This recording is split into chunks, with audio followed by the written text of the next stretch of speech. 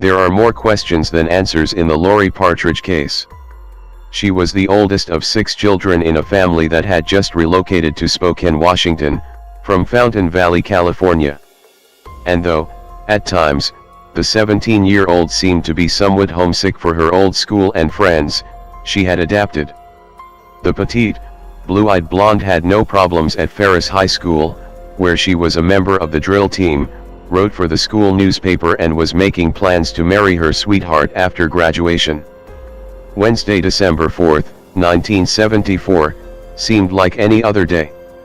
Around noon, Laurie called her mother and complained of cramps and obtained permission to leave school.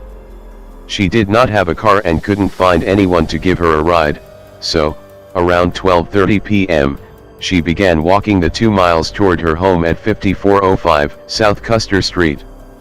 A little later, someone spotted the 5-foot, 110-pound girl walking south on Havana Street near 37th Avenue.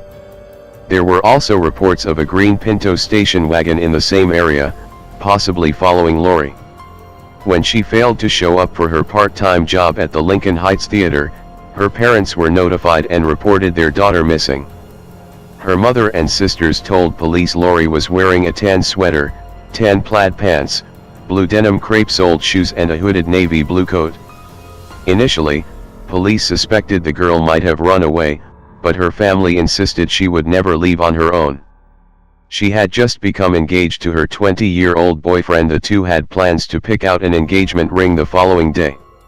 From all accounts, she was a well-adjusted young woman.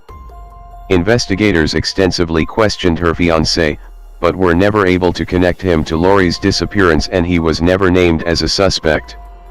The Beach Boys were scheduled to appear at the Spokane Coliseum, and Kenneth Partridge had purchased general seating tickets for his daughter, and she had them in her purse at the time of her disappearance.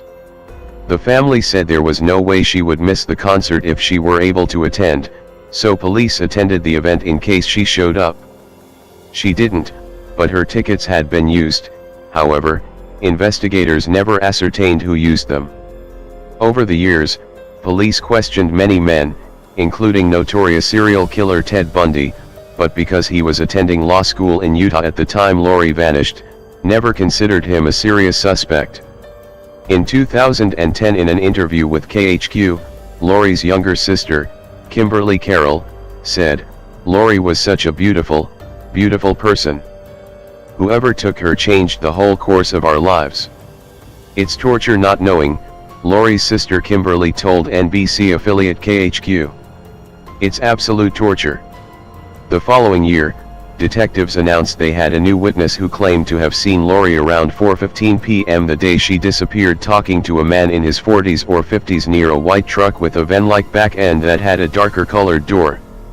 Unfortunately, the new lead led nowhere.